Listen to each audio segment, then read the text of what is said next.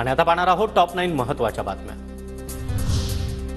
ज्यांनी म्हाडाची bogus site तयार केली त्यांच्या विरोधात आम्ही तक्रार दिली। आरोपी लवकरात लवकर पकडले जातील। नागरिकांनी अधिकृत वेबसाईटवरूनच अर्ज भरावे। मंत्री अतुल सावे यांचं आवाहन। सेंट्रल विस्टाच्या धर्तीवर राज्यामध्ये महाविस्टा मंत्रालय आणि मंत्र्यांच्या बंगल्याच्या परिसराचा पुनर्विकास होणार।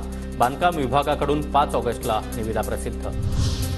महायुती सरकारवरच्या बदल्यांमधील भ्रष्टाचाराच्या आरोपांवर संघाची नाराजी। आरोपांमुळे सरकारची प्रतिमा डागळत असल्याची संघाची भावना। अशा आरोपांपासून भाजपच्या मंत्र्यांनी दूर राहावं, संघाचा सल्ला। गणेशोत्सवाच्या पार्श्वभूमीवर मुख्यमंत्री एकनाथ शिंदे यांच्या उपस्थितीमध्ये महत्त्वाची बैठक। कायदा सुव्यवस्था, रस्त्यांवरील खड्डे अशा महत्त्वाच्या विषयांवर चर्चा। अजित पवार, दीपक केसरकर, मंगलप्रभात लोढा यांच्यासह अधिकारी आणि गणेश मंडळाचे पदाधिकारी उपस्थित।